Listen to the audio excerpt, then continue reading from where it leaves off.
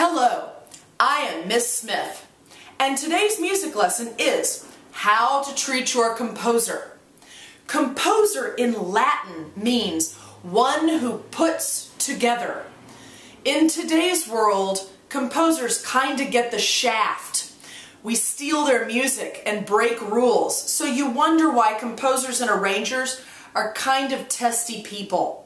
Composers and arrangers are actually wonderful people and really fun to work with if you follow these simple instructions. Number 1, pay your fees.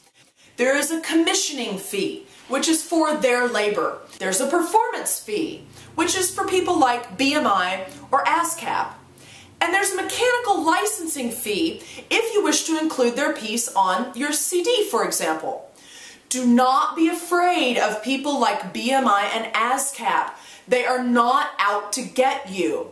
They are out to pay the appropriate person. If you do not report the piece that you are performing, the wrong person gets the money.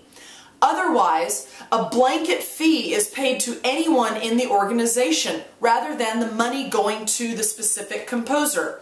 So the rich people get richer and the composers get nothing.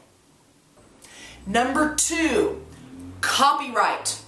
The composer holds the copyright. Just because you have paid a composer a fee and the composer has dedicated the piece to you on the front page of the piece, it does not mean you own the piece. The piece belongs to the composer.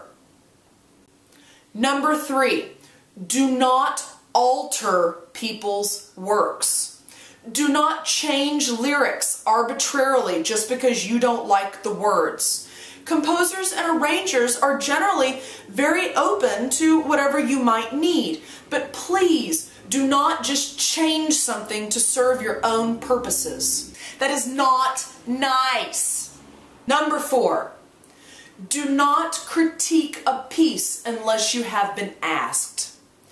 If you have been asked to perform a piece on, say, a composer's concert, this means you have the opportunity to perform a piece or not.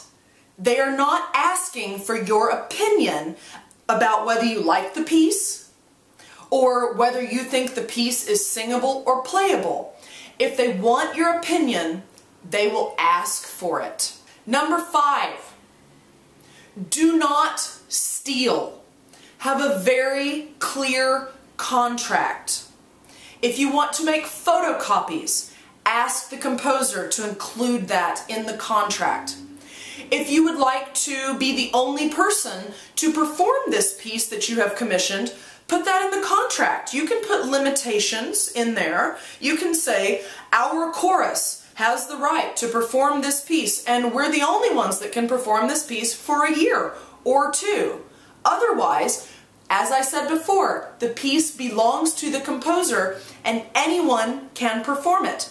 Take Ani DeFranco. Ani DeFranco is a very nice woman.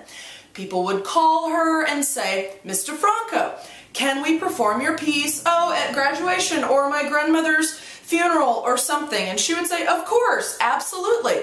Until one day, she was driving along and heard her song on the radio, sung by somebody else. So now, every 8-year-old that wants to do a piece by Ani DeFranco has to sign a contract. It's a real bummer, but it's a necessity. If we want our composers and arrangers to survive, we must not steal. Number 6, please understand with whom you are working. Composers and arrangers are geniuses. Do not interrupt the process. It is good to stay in contact with them. However, do not email them constantly and call them constantly, needing a constant update. When it's flowing, it's flowing. Do not interrupt. If you live with a composer or an arranger, understand they're going to lock themselves in the basement for 4 days.